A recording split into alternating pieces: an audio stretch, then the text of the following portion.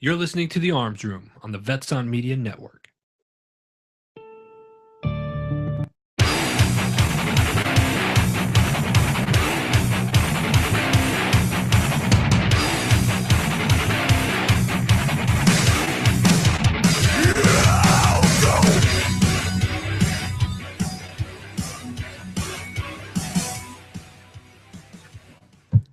How dare you screw up our intro music, Mason?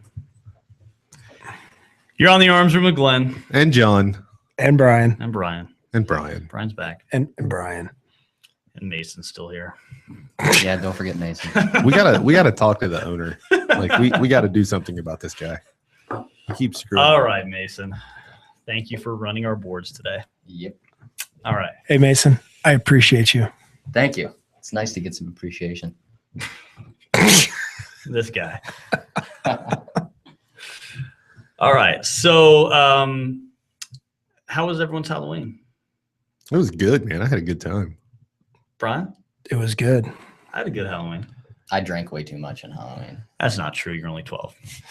What are you drinking? Cider? Apple juice. Apple juice. Way too much apple juice. It was crazy. The cider had been What did you sitting around dress a up while. for as Halloween, Mason? A cowboy. That's cool. You know what I dressed up for? Nothing, because grown men don't dress up. Well, That's true. as you so eloquently pointed out, I'm not a grown man.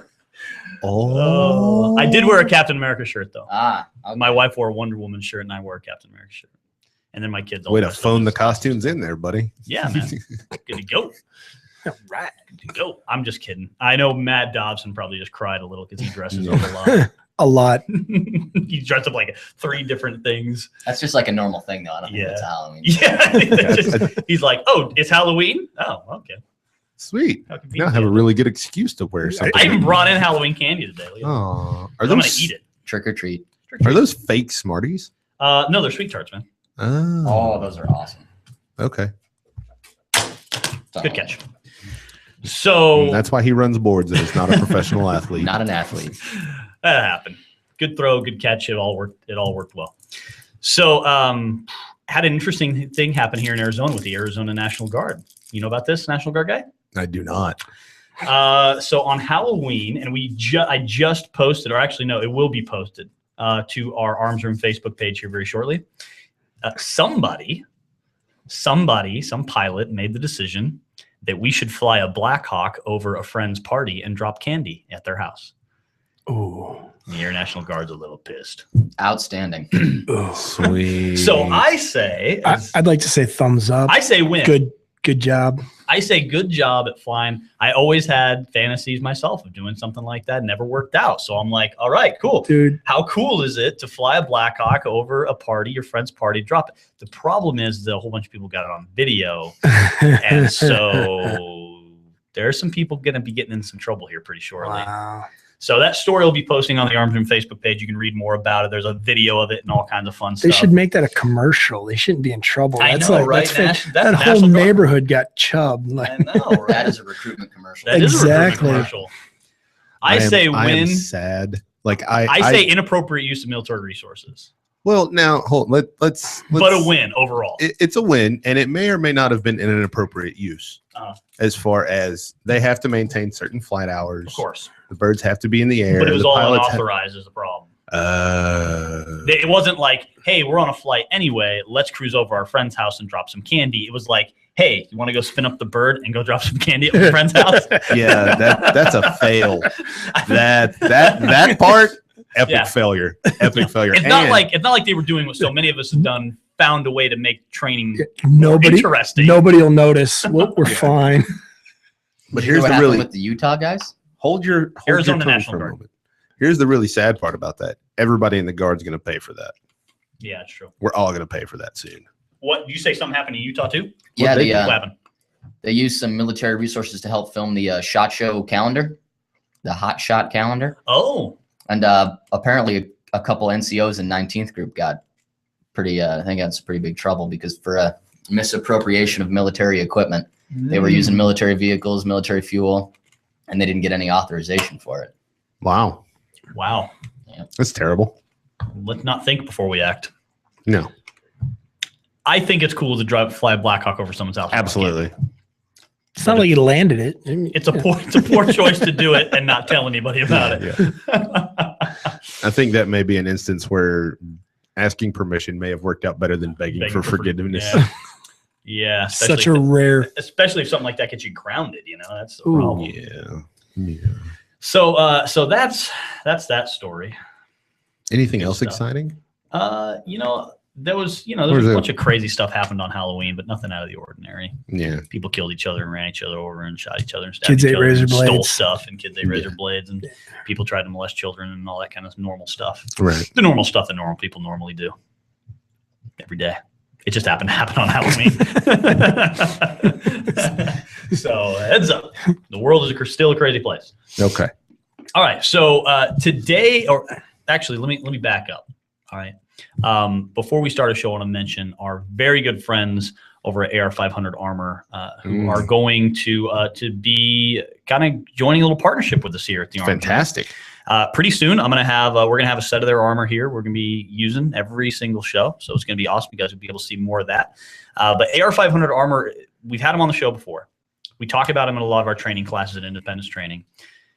If you're looking for a cost-effective way to get armor, you cannot beat the guys at AR500 Armor because that's not all they sell. They also sell tons of other stuff. If you want lights and pouches and just about every other You can piece of gear, get your whole need. kit there, minus your guns for the most part. Pretty much, yeah. I mean, Yeah. if they were short of being an FFL and selling guns, you can pretty much get everything else you need from those guys. But it's AR500armor.com. You can get AR500 Armor plates, which are various levels depending on what you're getting. You can get trauma pads there. You can get even ceramic armor. They just started selling level 4 They ceramic also have plates. soft armor too now. They also have soft armor. And here's the best part about all their armor products. They're all incredibly cost effective. Yes. You can go get a full setup for just a couple $100.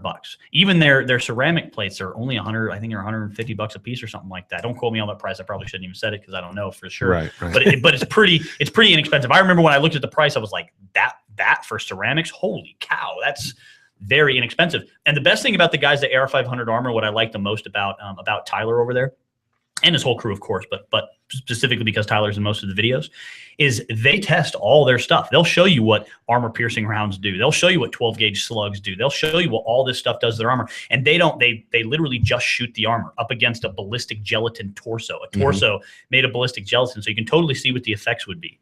And so, they're not hiding anything. Like a lot of companies, you're buying the product, they have no video support. And the guys at AR500 Armor do. And the video support that you do see is generally only the good side of the videos. Yeah, exactly. Oh, we can't show that failure. No. No way. And there's some other really cool videos. AR500 works also with the guys out at Demolition Ranch, which is a lot of fun. And they do some amazing things to this armor, incredible stuff. And sometimes obviously they're going to push it to its failure point. Right. So it's good. It's good to know where your gear's failure point is. So many people pretend like our gear doesn't fail. Bullshit. It all fails. Yeah. We've all seen it fail. Yeah. Sooner or later, your stuff's going to break sooner or later. And so I want to know, what is that failure point? So you can, lots of good videos out there. So check them out, AR500armor.com. And if you're an independence training student, you also happen to get a discount over there. Maybe we'll work something like that out for the arms room too. So you can always contact us about that particular information. Today's show, we're going to be talking about carrying How to protect yourself in an area where you Yeah. can't carry a gun. non-permissive environments, right? We like to use that word because it sounds cool. And I'm going to define that here in a second. I appreciate that. Yeah, Does because that sound to me, The non definition. I appreciate that. Yeah, it's a good definition. Right. So, first of all, if you want to get involved in the show today, 602-399-7787 is our call, and you can always go to our Facebook page and check us out there. Leave your comments, questions, whatever you want. We're happy to get involved. So here's the interesting thing about today. I'm going to give a little disclaimer because I know we're all going to talk about things that are going to be a little controversial. And what I mean by that is we're going to talk about sometimes carrying some weapons that people may or may not get in trouble for carrying in certain areas. So understand that some of the things we're going to talk about today may be a little controversial in your area, and things are going to vary from state to state, from country to country. This is not legal advice. This is not legal advice. That's your legal disclaimer That's your for the day. But we are going to be talking about survival here. We're not going to be talking about hurt feelings. So make sure that you understand, all right, that some of the stuff we're going to be talking about is, potentially you're going to have to hurt somebody in a place where people aren't expecting to be hurt because they don't expect armed people there. So that being said, let's talk about what is a non-permissive environment? All right, so here is from Joint Publication 1-02. Here's the definition of a non-permissive environment. It defines a permissive environment as an operational environment in which a host country, military, and law enforcement agencies have control, as well as the intent and capability to assist operations that a unit intends to conduct. All right, so in other words, full support over whatever operational thing they need to do. A non-permissive environment is defined as one in which some level of lawlessness or heightened risk is assumed due to a breakdown in host country military and or law enforcement capability. All right, so what does that all mean? Welcome to America. That's what that means. America is a non-permissive environment. We would like to think that the cops and military and all those are all going to be there to save us. But of course, we all know one of my favorite things from our good friends over at the Arizona Citizens Defense League. Become a member, azcdl.org. All right. One of my favorite bumper stickers that they put out is, when seconds count, police are just moments away. Yep. Right. And that's the idea behind a non-permissive environment. Everything is kind of a non-permissive environment as far as, are you going to be taken care of? Are you going to be protected? So oftentimes people think non-permissive environment, they think about some foreign military operation, or your, clandestine CIA operative in Iran or something like that. Yeah, those are certainly examples of non-permissive environments, but aren't also an airport, a school, a courthouse, maybe where you work, possibly even the freaking state that you live in, based on some of the crazy laws that we see. So understand that that's kind of what we're talking about when we talk about non-permissive environment. Really what we're talking about today is unconventional weapons, improvised weapons. Improvised weapons. How are we going to keep ourselves, quote unquote, ready to go, armed, whatever you want to call it, if something arises? So I'm one of the first guys that always say concealed is concealed, right? Yeah, absolutely. Amen. So if you're carrying concealed, it's one of the reasons I like to carry concealed, is because concealed is concealed. There's a lot of places I go that I probably shouldn't be carrying a gun, but I do because concealed is concealed, and because I know and understand how to conceal a firearm, and understand that concealing the fact that you have a weapon has a lot more to do with how you're acting than just pulling your t-shirt over a gun, law enforcement, guys like that. Some of these guys are trained specifically how to look for people who are carrying weapons, from an unnatural gait to something we refer to as picking, to covering garment, to, a one hand that won't swing while they walk while the other hand does swing, to the guys who we've all seen leaning on their gun, using their gun as a hook for their thumb while they're standing there with their hands on their hips. All those kinds of things that people can pick up on. I like the elbow on the gun in order to support the sandwich. Yes, exactly. Let me lean on this. So, however, understand that sometimes, all right, and basically what we're talking about here is, if you're going to do something that is illegal, then you better understand the risk. Yes. Right? Absolutely. I hear people talk all the time about concealed is concealed, cold dead hands. Yeah, well, tell me that when you're getting butt raped in prison, because it's a freaking felony. There it is. There it is. It's not a face rape. It's not a face rape. We had the discussion on the way here. But I mean, seriously, people talk about all the time. They talk about like, oh, it's my cold dead hands. I'll do anything to protect my family. You can't do anything to protect your family when you're in prison.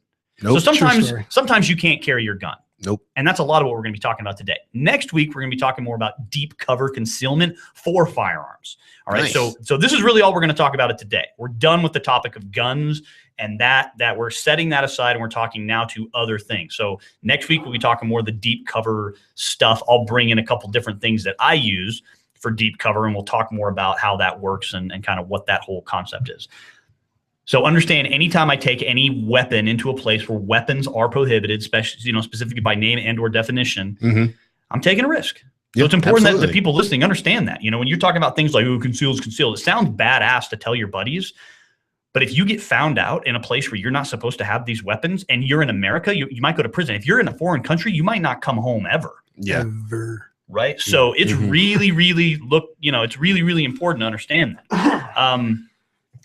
We got a couple policies at our house, and the bottom line is I would like to think, although I don't believe this to be true, if I'm in a situation where I'm not supposed to be carrying and I have to use a firearm, I'd like to think that somebody's gonna be like, you know what? It's a good thing he had the firearm today. Now I'm not. could I'm be. not foolish enough to believe that that's always the case. I'd like to believe it, but the other thing is this: although the situation in prison doesn't sound good, I'd rather my family came to visit me through glass than at a tombstone. Well, there's that old saying I read a long time ago. I think it's like a Spanish saying of, and I can't recite it in Spanish, but it's something like, I'd rather they bring me Tabasco and jail than put flowers on my grave or something like that, and that's kind of the idea, right? Tapatio. So the thing is this too, understand that when we're talking about restricted weapons, we may also be talking about canes with swords, then tasers, pepper sprays, pocket knives. Pocket knives are a big deal. Can't fly with it. No, you can't fly with it. And I've traveled to New York City, and New York City's the strictest place I've ever traveled to and spent any amount of time in. And I was talking to one of the local detectives when we were there because we were paired up with him. This was a military thing that I had to do a couple of years ago. And we were talking about knives. And knives, everybody says, oh, if I can't carry a gun, I'll carry a knife. You may or may not be able to carry your knife, even in a city like that. And the detective's basic thing was, look, knives are essentially illegal inside New York City. Like there's no blade length. It's a weapon. Concealed weapons are illegal inside the city limits in New York. And the guy was like, look, he's like, if I stop someone and I say, hey, what's that knife for? And the guy goes, oh, well, it's to defend myself. Well, there's your intent. There's your concealed weapon. Thank you. Give me your knife. Let's put you in some handcuffs and take you away. It's to cut string. Exactly. It's a tool for a job that I have. Here's the other thing about a knife, though. All right. And again, let's just blow through. It's also deadly force, which people but let's blow through people's badassery and everything. Look, guys. Yeah. Okay, I'm a pretty good fighter. All right, hand-to-hand stuff. I'm pretty good with a gun. I'm pretty good at all that stuff. Pretty good at survival. Use the knife. I don't know shit other than sticking it in someone's face a lot, or their body cavity, or slashing, cutting, whatever. I'm not a knife fighter. Nope. And I have a much better chance. Yeah, exactly. I'm gonna hit him like a Singer sewing machine. That's really my philosophy. Like as fast as I can stab somebody, I'm gonna be stabbing them as many places as possible. Understand that there's a couple things about knives that most people don't take into consideration. One, as soon as you bring a knife into play, you've totally changed the dynamics of what's about to happen. Even if let's say lethal force is already authorized, they had a weapon, a tool, whatever, right? Let's say that you were legally justified in bringing a knife into the fight. You've totally changed the dynamic of what just happened. You've now introduced a knife, knife that could be taken from, that's much more easily taken from you or used against you. Because now you've elevated their response. When I say elevate, I mean you've elevated their response, and this is something we talk about a lot in the defense tactics classes. You've elevated their response. You've presented a challenge to that person. And a knife like a gun, unlike a gun, you have to get up close and personal to use it. Yeah. I've never understood the throwing knife philosophy. So here's my knife, all right? And I'm just going to push it out to the end of my fingers because I'm obviously not going to put my blade out against Brian. That means I have to be within this distance to put it into Brian's body, right? Way too close. A lot closer than I'd like to be. Now, obviously, in tangled fights, we know that kind of stuff's going to happen. We know that things happen inside of arm's length and all that. But now I've got to be able to get my knife out, deploy it. And here's the other trick. Cool knife, right? Pops open all on its own. Very nice. Ooh, looks scary. I use this knife for too many other things. Oh, yeah. Yeah. This is my daily use task knife, which means that blade, not incredibly as sharp as it ought to be. Be very sharp. Right? So now if I go to stabbing somebody with it, I'm probably not really going to be able to cut through all the clothing and leather jackets, whatever else There's I may no be having cutting. to defeat. It's a stab. Stabbing, whatever, right? It's going to be hard for me to get through all that. The other point of this is not a knife designed for stabbing people. This knife is not designed for stabbing people. No. Can it be pressed into service for that? Sure, anything can be pressed into service that's sharp. But this is not designed for stabbing people. This is designed for cutting. And it's been used to cut a lot of stuff, which means it's dull. Here's the deal with knives. If you're going to carry a knife to stab somebody with, a couple things you have to do. One, you have to get a lot of training with it. Yeah. Right? I'm actually going this weekend to take a class from our good friend Craig Douglas called the Edge Weapons. So sad about that. The Edge Weapons overview class. I shed tears. I understand that, dude. I don't know a lot about knife fighting. That's not my thing. I want to learn a little bit more about it. I still don't plan on being a knife fighter, but I want to learn more about it. And so, that's a weakness I saw. So I'm going to go try to fill that gap. But the idea is this: one, you got to get a lot of training. Two, you have to have a knife made for stabbing, and you need to use that knife only for stabbing. That's it. You can't use it for anything else. Don't use this to cut open boxes, cut string, And stuff along at with a that playground, training, whatever. along with that training on how to use it, you've got to get the mental training Sure. of the aspect of I'm about to plunge this in someone's body. into somebody's body. And this is going to be up close and personal. I'm going to feel it. I'm going to feel it cut through. I'm going to feel it slide in. Do a lot of damage that way. So we come back from the break. We're gonna get away from guns. We're gonna get away from knives because we understand that they're not really what we're looking for here. Right. All right. We're gonna talk about weapons that we can take with us everywhere, tools that we can keep with us everywhere, even in perfectly plain sight, things that we can have available to us everywhere we go, anywhere in the world that we can use to defend ourselves and get home safe. So we'll be back after the break. You're listening to the Arms Room.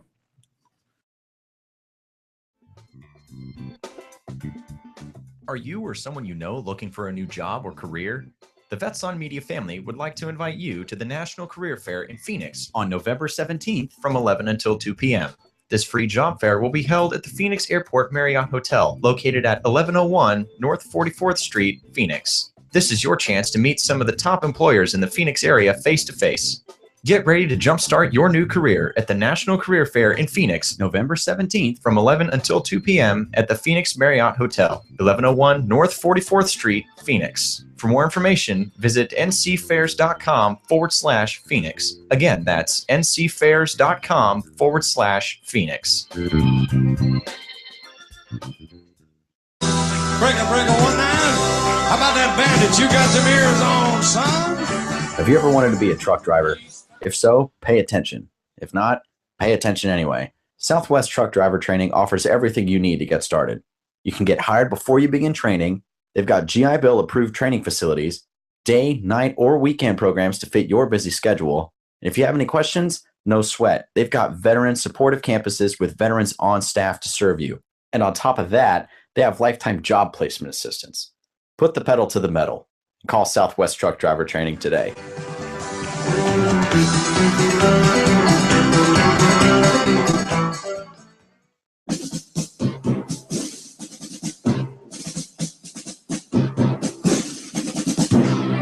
Everyone's going to need an attorney at some point in their life. I'm no different. Hey everyone, it's James from Vets On. Whether it was my last will and testament before deployment or my ongoing custody battle for my children during my divorce, I needed help, so I lawyered up. If you need help, I urge you to contact Capstrom Law Firm. Capstrom Law Firm in Springfield, Missouri services clients throughout the state in criminal law, personal injury, and family law.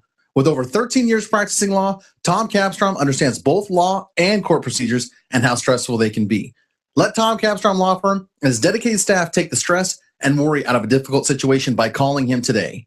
We feel so strong about the work that Tom and his staff are doing that he'll be a monthly guest on the show. Tom is a veteran and a listener, for God's sake, so you know the guy is solid and will fight for you. Give Tom a call today by calling 417-864-0552 or email Tom at capstromlaw.com. And don't forget to tell him that Vets On sent you. The choice of a lawyer is an important decision and should not be based solely upon advertising.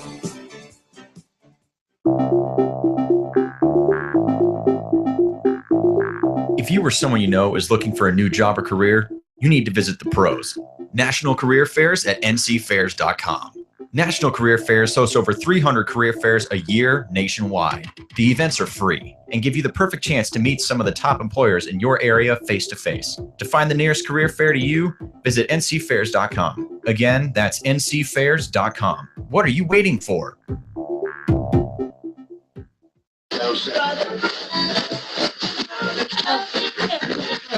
You're listening to The Arms Room on the Vets on Media Network. All right, you're back on the Arms Room. Today we are talking about unconventional weapons, improvised weapons. We've set guns and knives aside as tools that you need a lot of training with. They're very limited on what you can do with them. They're limited in their application, mostly because they're limited on where you can take them. You can't take them everywhere you go. Today we're talking about what can I take with us and what can I take with me everywhere I go. And before we get back on topic, quick note from one of our associates here. If you would like to own a thriving business and help employ local veterans, then you want to look at the Vetraplex handyman construction and landscape business. It's the opportunity you've been waiting for because they're your gateway to an affordable startup business. They have a 0% financing for qualifying owners. And by owning a Vetraplex franchise, you're going to be hiring veterans, providing them income and opportunity, while at the same time providing your customers a way to say, thanks for your service to all of our veterans. For more information, please visit vetraplex.org. Again, that's vetraplex.org. Check them out. Back to our improvised and unconventional concepts. All right. Let's talk about things that we can keep out in plain sight. So during the break, I mentioned to you guys, and John seen, I have a big old prism. It's actually an old sailing ship prism. So they would put like candles and stuff below deck because they figured out, hey, candles on a wood boat in the middle of the ocean. Poor choice, right? So it's a bad op. It's a bad op. And so they had, what they would do is they would put these little kind of fireproof boxes, so to speak, and windproof and waterproof and all that down underneath. And then they would shine up, the light would shine up through these prisms and create, like a lantern effect. Mm-hmm. And these prisms are huge and they're hard and they're incredibly pointed at one end, and they weigh probably, 5-6 pounds. Yeah, that thing's at least a 5-pounder. Put that thing on my desk. It's a cool thing. People look at it. They go, oh, that's a neat conversational piece and all that, and bash the shit out of somebody's skull with that thing. Here, catch. I mean, dude. Here, hold this with your teeth. You can absolutely crush somebody with that. And so that's my point. That's totally in plain sight. Nobody cares about it. Nobody thinks it's a weapon, but it's a weapon. If you're a school teacher and you're a gym teacher, is it out of place for you to keep a baseball bat behind your desk? Is that out of place? Could you keep a tennis racket back there? Could you keep a fire extinguisher nearby? Pens, pencils, scissors. What are these things are out of your, are out of your scope? Are you asking me for candy? No, John brought in a couple of. Oh, you brought in some stuff. I was like, don't point at my candy like that. You pointed at candy and you looked at me. Whoa. Yeah, John's got a couple of pens in here. These are kind of the tactical pen line, right? Yeah. Which ones are they? This is the CRKT towel. And this is just the Smith & Wesson. I don't remember what the model this was. Aircraft aluminum. Yeah, they're not very expensive, are they? No, I think the CRKT is about $60, and then most of the Smith & Wessons are under 30. Yeah, they're Smith & Wesson's very well priced. They're screw caps. Pardon me. I bought these because I used to travel a lot and fly in New York City, and I've got family back east, and things like that. So, and I wanted something that I could easily keep with me besides my flashlight. And even like you can get Uzi Tactical makes one of these, and it looks like $25. Yeah, it's like $20. You can get it on sale for like $15-20.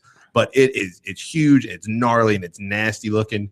And I've flown with it, and TSA is like nothing. Like it's never even been mentioned or brought up that I had one of these things with me because I say, hey, what's that thing? It's my pen. It's my ink pen, bro. Yeah, writes upside down. You should get one. Yeah, yeah, and they do take the. Right in the Rain inserts and stuff like that, the Fisher Space Pen inserts. I also always carry a Right in the Rain pen in my pocket because these are cool to carry in my backpack and stuff, or I'll carry these in my pocket when I'm flying. But generally speaking, I just carry one of the little Right in the Rain pens. And I mean, it's effective. Nobody's going to really say anything, but if I need to, I can press it into service as a point weapon or as a small impact tool and really do some damage on somebody if I need to. So I hate to bring in movies from Hollywood to any kind of just realistic discussion about anything in the world. We are going to talk about Jason Bourne. Yes. Right? The Jason Bourne movies is actually the first Red movie with Bruce Willis. Yeah. There's a scene with Bruce Willis and Carl Urban where they use an amazing amount of unconventional and improvised weapons within the confines of one office, a normal office that they use and just literally beat the crap out of each other. Jason Bourne is the same way. If you watch those movies and really pay attention, a lot of that stuff is very realistic type fighting. Obviously some of it's hammed up for Hollywood, but a lot of it's very realistic stuff. And a lot of those unconventional weapons that he uses are fantastic. My favorite's the book, and I've got these massive like coffee table style books at my house. If I grab one of those and start wailing on you with it, you're gonna want to cry. Yeah, I'll tell you. And I'm with Glenn on this one. Yeah. Like I enjoyed that movie simply because they kept it as realistic as a Hollywood movie could be. Yeah, it was very simplified fighting. Everything was direct and purposeful. No big running around. I liked it. One of my favorite weapons that guy uses in that movie is something that I use every time I travel. So everywhere I go, especially when I'm flying, but I don't fly much anymore these days. I used to fly a lot. I don't fly as much these days. But excuse me. Is it because of Ebola? I'm scared to death of Ebola. No, it has nothing to do with that. I just haven't flown in years because it's a hassle and it's expensive and it's not really worth it. No one's paying for it anymore. So not when you're flying a fire team. Yeah. Not when I'm flying my fire team around the country. So I don't fly much anymore. When I was single, it was easier to pay for it. But something I would do every time I would go anywhere was I would always buy a magazine or a newspaper. And I did that for two reasons. One, because I like to read and it gave me something to read. It also would give me, information about, the area I was going into, local events, stuff like that. But if you start from the paper edges and roll to the spine very tightly, very hard of a magazine or a newspaper, and that's how I would carry it around. I would just carry it like that around in my hand. It looked like I was just carrying around a rolled up newspaper or a rolled up magazine. It hurts. It's hard as a baseball bat, and I kid you not. I mean, you can strike somebody with it. And I trained a lot with that kind of stuff. And so, you can strike someone with it, you can control somebody with it, you can block weapons with it. There's so much that you can do. And that is a completely and entirely acceptable thing for me to carry around. Oh, I unroll it. Look, it's my magazine or it's my newspaper. That is something I can literally take with me everywhere I go. I can always have that with me. So when I would travel, that was something I always took, always had with me, just because that was the easiest, most obvious thing that I could think to carry that I could still do some serious damage with, that still served a functional purpose, because I quite honestly never beat anybody to death with my magazine. So because I never did, I still had a magazine to read. Right, yeah. I mean, so it was functional in that, I could still sit down on the airplane and read a magazine. We're going to need that magazine for evidence. Yeah. I'm not done. I need to finish an article. So, think about that. That's one of my most favorite weapons to carry around. So here's the thing about arming. We talked a little bit about teachers during the break, and we've done through Independence Training, we've done some consulting to different schools, mostly in the form of like seminars and in-services, a little bit of actual full-on multi-day training, but that's a limited opportunity with schools. So one thing that we discovered was that most people never really they very much were focused on having a gun. What do you guys think about arming teachers? Well, I'll tell you what I think about arming teachers. I think that we should arm all teachers with knowledge. Does that include a gun and training and all that? Maybe for that particular situation, basis. On a case-by-case basis. Well, a lot bigger of a fan of arming them with knowledge. And once you have knowledge and you have some training, you've been to classes like Brian's combative classes, or you've been through, some other kind of unconventional combative type stuff, you kind of start to think outside the box. What can I hit people with? What can I stab people with? What can I use as a barricade? What can I use to put between me and my opponent? How might I be able to get away from my opponent? And so as you're getting more knowledge, I think that that's really the key to unconventional weapons. When you get more knowledge, you'll start to go into your office, your school, your grocery store, your church, your courthouse, whatever it is, wherever you have to operate, that you can look at it and say, hey, I'm going to move this over here. I'm going to move my desk over here. I'm going to put this chair right here. I mean, there's things even in my very simple business office that are set up in a very particular way. And so you have to think about those kinds of things, but you have to get some knowledge. And I'll tell you this about knowledge. There's a lot of bull crap out there on the internet. There is a lot. Oh my God. Dude, I was doing some reading for the show, just to see if there's anything cool or new that I'd missed out on lately. Yeah. Man, I came across some articles. Super stupid. Oh my Lord. Super stupid. Super stupid. So I'm gonna talk about what I carry, and then we'll go around, and John and Brian, you guys can talk about the same thing. I just want to talk to people about, for those of us who live in a certain lifestyle. Mason's smiling. I'll include you too, Mason. All right, so we'll gives me a warm and fuzzy. So I'm going to talk about just basic stuff. As guys who have received a lot of different training from different sources, and we have some different experiences and things like that.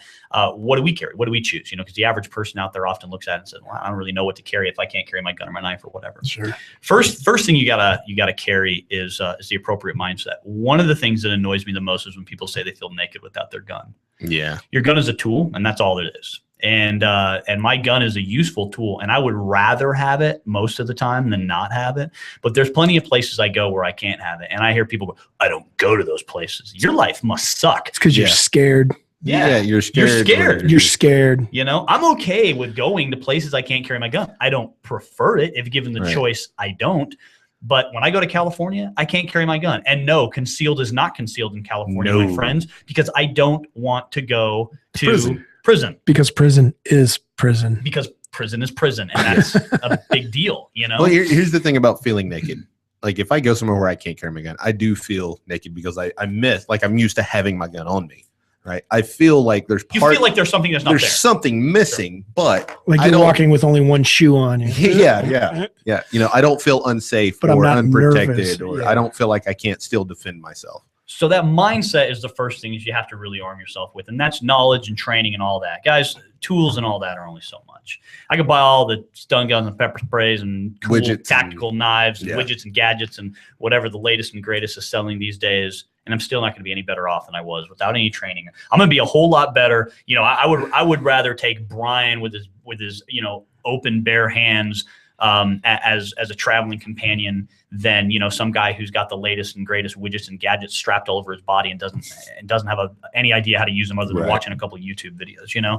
So you really got to have that mindset first. The next thing is, you know, we talk about kind of the gray man concept, and we try to be as gray man as possible in our lifestyle. I think we all still kind of stick out a little bit, but we try to be as gray man as possible. I think that's mostly attitude though. Yeah. Probably. Yeah. But part of that is like, are you even going to appear to be a target? Are you going to set yourself up to a need to use a weapon? If I go overseas and I'm that loudmouth, boisterous Yankee, you know, with the loud clothing and the USA flag. Oh, you cowboy. Yeah, exactly. Like if I stick out, then I'm probably going to find myself in a situation where I need to use a weapon. Whereas if I do everything I can to blend in, which is still difficult. You know, we have a friend right now who's doing some work down in Mexico, and he, you know, I was joking with him because he's got white hair, like literally white hair, and the bluest eyes. And this guy I was talking to about blending in Mexico, and he's like, "Are you freaking kidding me?" People look at me like I'm a freak, you know. But the idea is that he's learning the language. He's learned the customs. He actually blends in better than probably most American, you know, tourists who don't stand out as physically as much as he does, just because he doesn't make a lot of noise. He's very quiet. He's very reserved. He's learned the cultures. He's learned the customs. He's learned where to go and when to go there. He's learning the language, all that kind of stuff. A lot of that has, you know, the gray man concept has a lot to do with that whole unconventional weapon thing. You know, let's not just talk about the tools. Let's talk about the need and capability to use them. So that's a thing that I carry around, my mindset and how I dress, how I act. It all rolls back to situational awareness too. I mean, for him learning those things and when to go and when not to go and what to do. I mean, that boils down to situational awareness, and situational awareness. He's keeping himself from trouble. Sure. Situational awareness will save your ass as much as any unconventional weapon. It's just avoiding the circumstance altogether. So another thing that I take and I carry around with me everywhere I go, and I've carried it for, I don't know, probably coming up on a decade now, and I've never, ever, ever had taken away from me is my belt. I've never had my belt taken from me. I've had to take it off and to go through metal detectors before, but I've never had it taken away from me. And so a belt is an incredibly useful piece of equipment. Now, I like the wilderness tactical belts. I think a lot of us do. I think everyone in here is wearing one right now. You know, they're all great belts. Like them a lot. They're sturdy. They're stiff. They've got a big, huge buckle on the end. There's so much you can do with a belt. You can wrap that belt up in both hands. You can use it to block swung objects. You can use it to wrap up someone's arms. You can use it to wrap up someone's neck. You can use it as a straight up whip. You can just wrap it around your wrist a little bit, wrap it around your hand a little bit, and just pummel the hell out of something with it. Work. I mean, it's a thick nylon belt with a big old metal buckle on it. You're going to do some damage with that thing. And I've never been denied it. Now, on that note, it's part of the reason I also carry in waistband, because if I grab my belt right now and whip it off, my gun's not going to fall off my body. That's a good point too. My holster is held onto, you know, my body through my pants or through my belt. Excuse me. That's how it, you know, is. What's the right word I'm looking for? Tightened up there. Yeah, right. But if I pull my belt off, my holster doesn't come off and my gun doesn't fall off. So that's kind of something to think about. How do you carry? If you're going to carry a gun and stuff, how do you carry? If you had to if you plan to use your belt for defensive purposes, you whip your belt off and all your gear falls off, you got a problem there with that belt. You know? Where'd my stuff go? If you're a police officer, don't do this. All right, don't whip your belt off. Don't go whipping the belt off. You might really be naked at the end of that. Right. Now, that's actually another kind of funny comment about that is, you know, John mentioned, hey, if I pull my belt off, my pants might fall down. Okay, then let's not carry a belt for defensive purposes, because you pull your belt off and your pants fall down. But that plays into my other philosophy. Nobody wants to fight naked dudes. Nobody wants to fight naked dudes. So if I have to, I will remove the belt. Come on, break it on. Yeah, exactly. So other things I carry with me, obviously my keys. Keys are good. People think of keys a little bit differently. A lot of women are taught put them between your fingers and punch. Well, the problem is, interestingly enough, and I've got my keys. I'm not a fan of putting them between. So I'm gonna demonstrate this on Brian. Okay, so I'm gonna do what every moron self-defense instructor has ever taught his ladies to do. Okay, I'm gonna put my there keys. we go, offending Check people. here. Yes, that's cool. I'm okay. Fantastic. Here's 3 keys between my fingers. Yeah. Okay? I'm gonna rake them across Brian's arm. Get ready. I'm gonna do this as hard as I possibly can. All right. All right, you I'm ready? gonna rake it just like you've been taught, right? Yeah. Oh shit! They all bent up towards my hand. Oh. Right. No matter how hard I grab them, they're just gonna bend up towards my hand. Right. It's much better to use them as a stabbing implement. Pokey. Right? Something to poke. So consider that. Now on mine, I also carry a Kubaton. Not everybody knows how to use these, or some people refer to them as a Yawara. Not everyone knows how to use them. I know how to use them relatively well as a control device. It's not a stabby thing. It's a control device. And it's just a big, thick piece of polymer that doesn't really look that offensive. And so I've never been denied this either. I've carried this on planes. I've carried this everywhere I go. This is no problem for me to carry around with me. No. So, something to think about. I can also grab it by that big giant handle and turn these bad boys into a flail. All right. So if someone is grabbing me from behind and I need to flail some eyes or flail something, whatever. So that's just, it's a simple way that I can modify my keys. It's also a great way to stick this in my pocket when I'm just trying to hold my keys. It's also a good way to not lose my keys. It's a good way to identify my keys. So, it's a very simple, easy, lightweight, $10 or $20 little piece of equipment I can put on there. If used for its intended purposes, it's great, but it can poke it into other, or push it into other work as well. So you can find a high school student in a machine class who will make those for you out of aluminum for the cost of aluminum, which is like you just have to remember that $3-4. When it's made out of polymer, I can take that with me everywhere I go. Yep. No one's ever I've never been denied this. Flying, going through courthouses, anything like that. This is a tool I've never been denied. Another tool I've never been denied, my flashlight.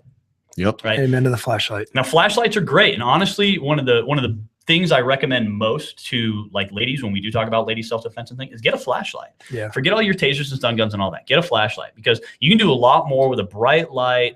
People are going to notice a bright light, especially in the darkness. Someone's horn's going off or someone's yelling, "Get back," or anything like that. I'm probably not really going to pay that much attention to it. I see a bright light flashing around. I'm going to pay attention. What flashlight are you carrying? This is a Streamlight PT2L. So aircraft anodized aluminum, I can use it as a striking, weapon. It's got a nice little bezel on there. I can do some damage with it. It's very bright, so I can use that potentially to distract or incapacitate. I never rely on light to incapacitate someone. That's a good movie trick, but in the real world, it doesn't always work. However, it can buy me some time to do something else. So, carrying a flashlight, another thing I've never been denied. Other things I've never been denied. I've never been denied a pen. Now, I don't carry a pen on me all the time, but in places where I can't carry other stuff, I have carried a pen before, like John does, because a pen is great for stabbing, controlling, things like that. Also, a lock. I know you guys are familiar with the gun locks, right? Gun locks, You can get them for free at any police station. If you buy a new gun these days, you probably have a gun lock. Ruger comes with a nice one with a cable on it that can be. And sometimes they even plastic cord the cable, so it's like for your comfort, right? And then you've got a case-hardened steel lock on it. Now, I've flown with these. I've carried them. I've never tried to carry one in a courthouse, never needed to do that, but I've flown with them before. I'll carry them sometimes in other places, parts of California, places like that don't necessarily want to be, but have to be. Easy to slip into a pocket, easy to withdraw from a pocket, easy to make someone get coloring books for Christmas. All right? I mean, you can really knock the crap out of something. I like grape Windex. It's my favorite. Pretty much, man. Purple Windex. So those are all things I've never been denied, right? I've never been denied my belt. I've never been denied, obviously, my mindset, my attitude, my training. I've never been denied my flashlight, never been denied my keys, never been denied even that lock when I've carried it for certain things. And the last thing before we go on break, and then we'll come back, we'll have John and Brian give us their list. The last thing is, and this is something that people don't always think about as an unconventional weapon, but what's your body capable of doing? Are you in good enough physical fitness to actually duke it out with somebody? Are you in good enough physical fitness if you need to run that you can actually get out? Are you in good enough physical fitness to go up against 1, 2, 3 people, or just one person who's incredibly determined? You know what I mean? So don't neglect when you're thinking about unconventional weapons. Don't load yourself with all these tools and everything and then have no training and poor physical fitness, right? Physical fitness is just as important to this element as it is with everything else we talk about. John's a specimen. He is a specimen. Yes, I am. Just leave it at that. All right, we're going to go on break. When we come back, John and Brian and even Mason are going to give us their lists about kind of what they carry and what they've carried in various places. If they have different things than I've carried, you are listening to the Arms Room.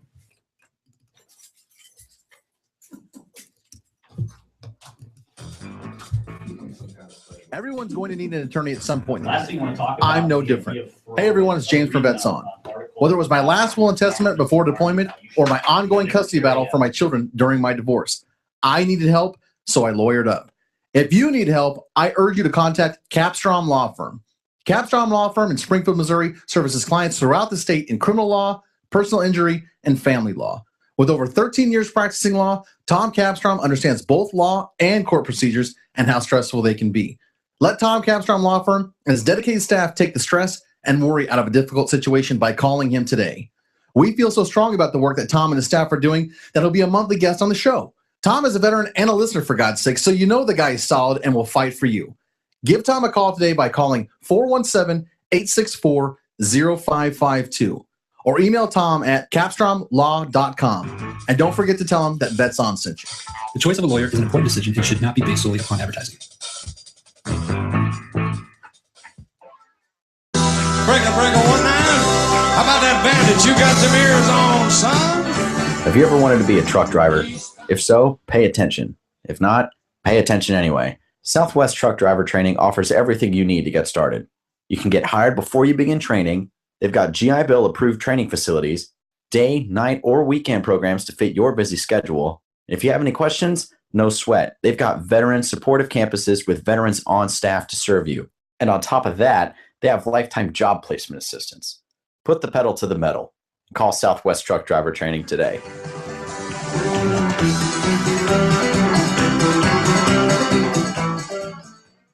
Do you need an extra push to start your day? Well, then tune in to Addie's Radio. Addie's Radio is a show that explores tough questions in an open and fun forum.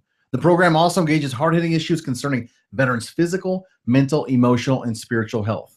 This show airs every Tuesday from 10 a.m. Pacific Standard Time on the Vets On Media Network. Addie's Radio is hosted by Jesse James, a combat veteran of Afghanistan, so he knows the problems that veterans face every day. Jesse provides you guidance each and every week to be a better you. So tune into yourself each week by tuning into Addie's Radio. Go to vetsonmedia.com for show details.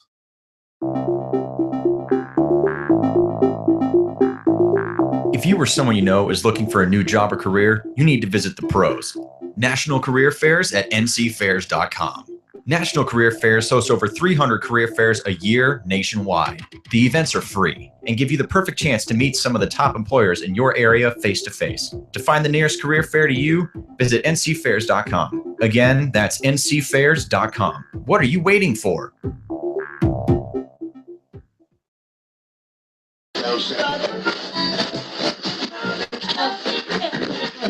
You're listening to The Arms Room on the Vets On Media Network. Nope, you're back on the Arms Room. There we Now go. you're back on the Arms Room. Glenn jumped the gun. I did. All right, today we're talking about unconventional weapons in non-permissive environments. The kind of stuff that we can take with us everywhere. We've removed guns and knives because we can't take those with us everywhere, and they're not as useful in all situations as most people hope they are. No. So we've talked about the kind of stuff that we can carry with us everywhere we go. I mentioned, how I like to travel with magazines and newspapers and things like that because I can roll them up tight, use them as a striking tool, use them as a control weapon, things like that. Kind of emptied my pockets of stuff that I carry with me everywhere I go. Things that I can take. I've never been denied. Never been denied my flashlight, my belt, pen. Never been denied even my little lock.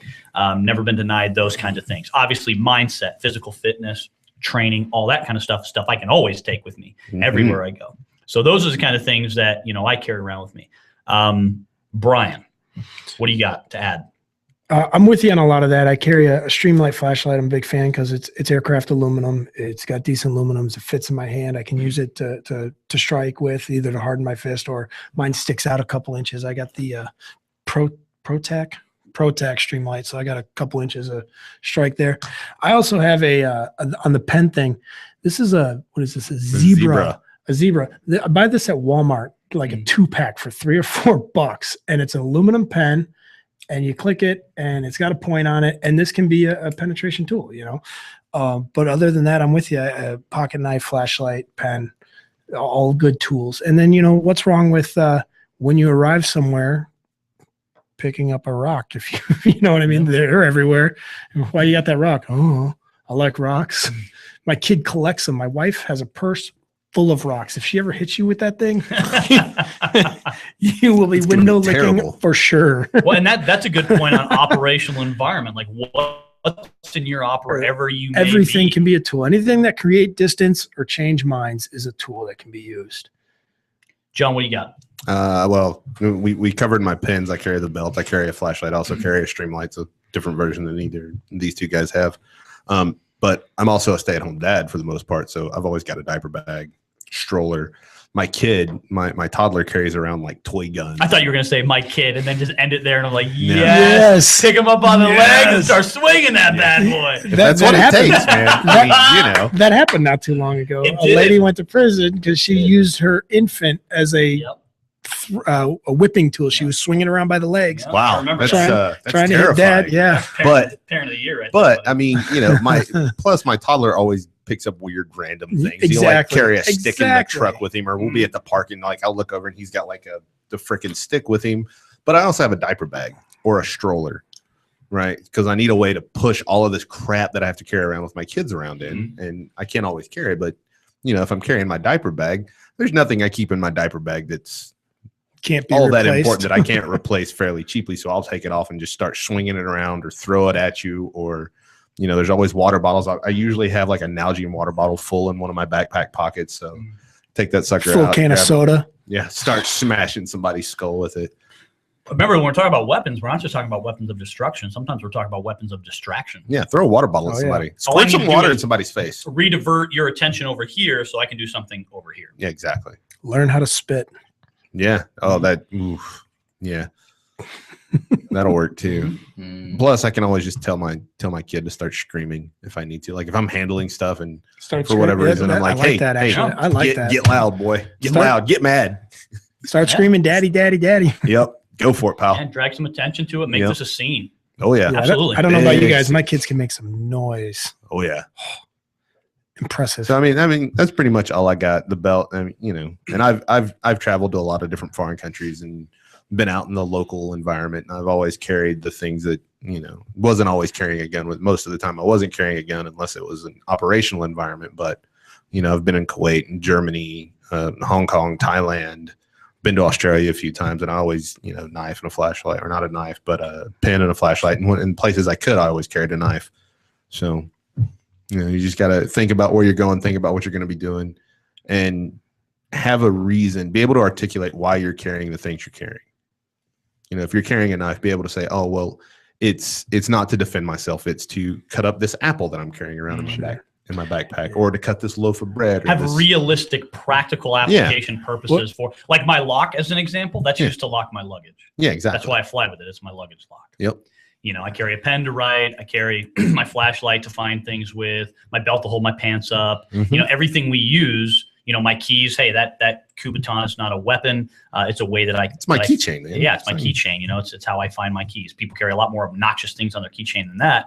So it's like all my take everywhere tools, they all have practical applications. And on that Kubaton, a real good response to that is, yeah, when we were in high school, my brother made that for me, and he's There no you longer go. with us. There you go. Yeah. Yeah, tie some kind of personal sentimental thing in there. Absolutely. I mean, why not? Right? Oh, yeah, absolutely. Any reason that we can make to carry this thing with us is important. So Mason, what do you got? I know you got something good over there. Other than the same stuff everybody else carries, I always carry one of John's pocket trauma kits with me.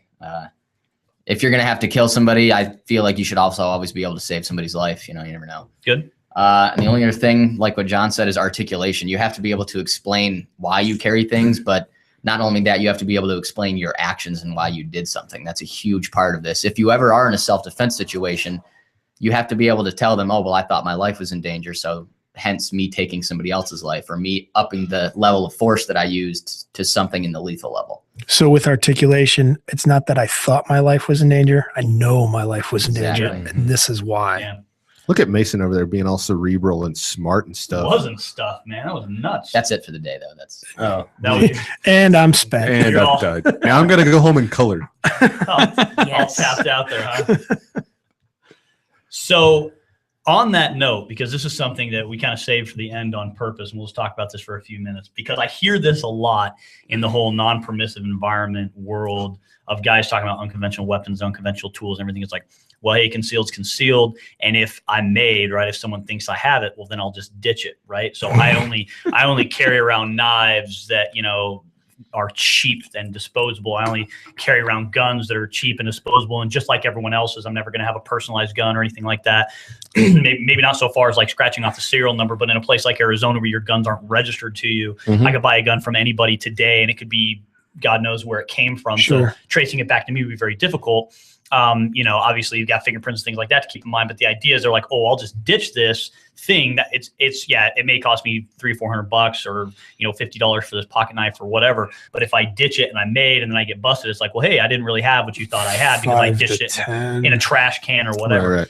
And so now you've got the problem of, look, that's a good idea. And I even read one article where the guy, it was a good concept, Right. where the guy was talking about basically bad guys are good at this.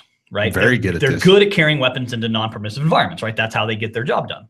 That being said, he's like, well, let's just follow the example of bad guys then. And let's carry these cheap disposable things that we don't care about. We don't have any personal or sentimental attachment to them. You know, they're not traceable to us. And maybe if we're going to carry guns, let's just Mexican carry, right? Let's just not even carry without a holster, because then it makes it easier to ditch. If I ditch my gun but still have a holster, it's obviously a pretty telling sign of the fact you just had a gun on.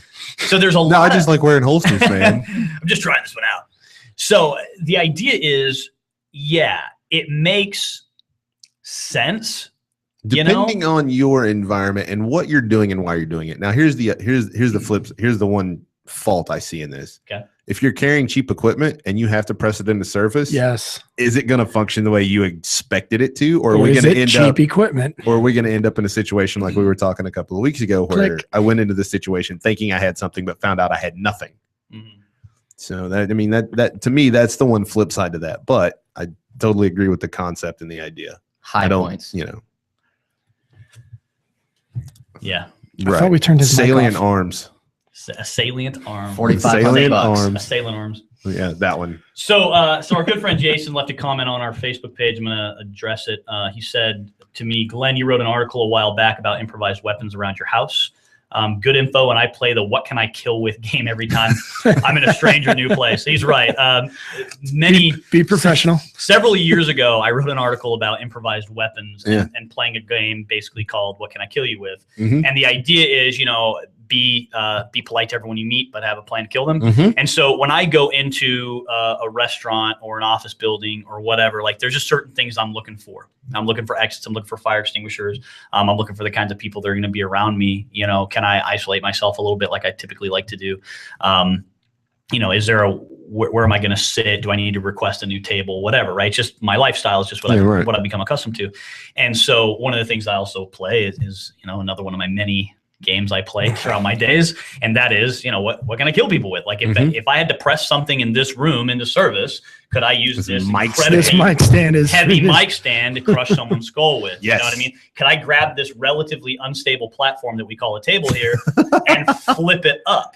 You know what I mean? And use it to barricade. I'm going for the computer monitor just because I've always wanted to see what that looks like. Always wanted wrapped around somebody's face. Smash an iMac, anyways. You know, Could I pick up Mason, for example, and throw him? Yes, at definitely. a good 3 or 4 feet. If you can bench more than 100 pounds, you can take Mason. So, you know, you gotta, these are just the things that you start to do as you get training, as you get knowledge, as you get information.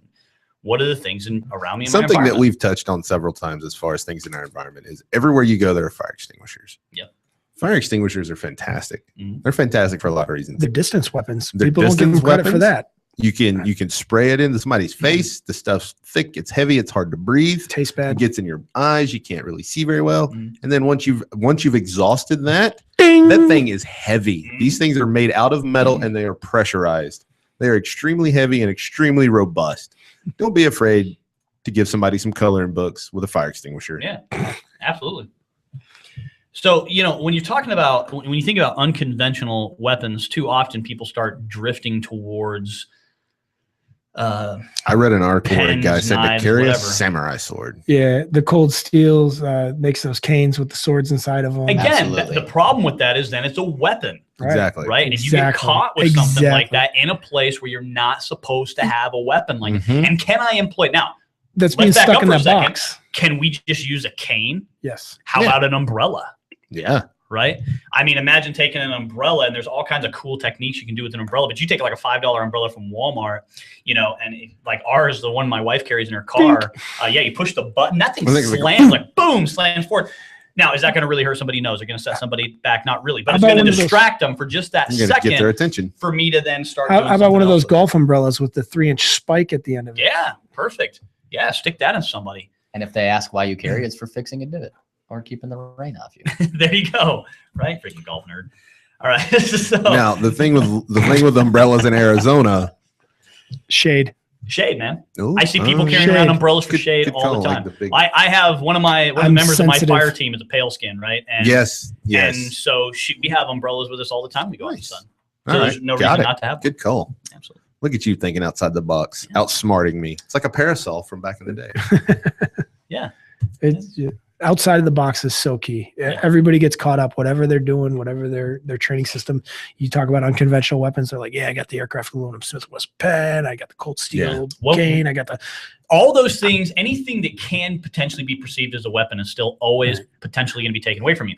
Now, especially when you start traveling internationally, right? I mean, if I'm traveling from Phoenix to Billings, Montana, okay, I'm probably not going to be as scrutinized as if I'm flying to New York City, like John was mentioning, or if I'm flying to England, or I'm flying to South Africa or something like that. Like I'm probably going to be scrutinized a little bit more. So the way I set up all my stuff is this is normal, everyday, average stuff. Sure.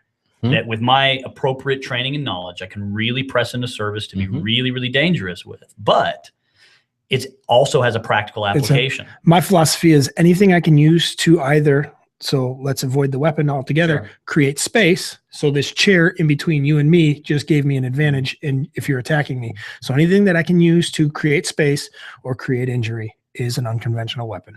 There's all kinds of things around you. So as you're sitting there listening to this show, and during whatever time you're listening to it, driving in your car, can I kill on you with podcast, or sitting in your office or whatever, start looking around and start thinking, what do I carry on me every day? And you don't have to be crazy. Nothing I carry is out of the ordinary.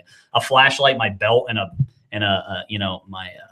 pen or something like that. I mean, that's not out of the ordinary stuff. My keys, that's not out of the ordinary stuff that I can carry with me. So, think about the things in your operational environment, think about the things that are around you, and start setting yourself up for success, carrying things that you can take with you everywhere you go. Even if you walk in the post office, have to go to court, whatever. Crazy things happen everywhere, not just in places where we're able to carry guns. Of course, we know that. We know they're more likely to happen in places where we can't carry guns. So figure out what else can you carry that's going to have a practical application for your life and it's going to be useful to you. All right. That said, next week, we're going to kind of continue on this topic a little bit. We're going to talk about deep concealment. I'm going to bring in a couple of deep concealment holsters, some small guns. We're going to talk about deep concealment for firearms, right? We kind of didn't talk about guns today because that didn't really fit in with what we were talking about. And next week, we are going to be talking about guns. And we're going to be talking a little bit more about deep concealment. How do we hide these things? Maybe when we're in business attire, when we are in the office, when we are in places that, we don't necessarily want to be quote unquote made to have a gun. So that's what we're going to be using next week. All right. I want to again mention our friends over at vetraplex.org. If you are interested in getting a business going and employing some local veterans, please check them out. They can help you get started with your very own business. 0% financing is available to get a startup business going. So again, that's vetraplex.org. Also want to mention our great friends over at AR500.com. AR500 Armor, AR500armor.com. I almost screwed that up. Great guys to deal with, great crew to deal with, and everything you're going to need. Armor, pouches, all at a very, very affordable price. Check them out. Until next time, stay aware, stay safe, and train hard. You've been listening to The Arms Room. What's so proudly we hailed at the twilight's last gleaming, whose broad stripes and bright stars through the perilous fights, oh, the ramparts we watched gallantly streaming. Young rocket trembling, the bombs busting in air, gave proof through the night that our flag was still there. Oh, say, does that star spangled banner yet wave for the land under the fray, you're the home of the brave.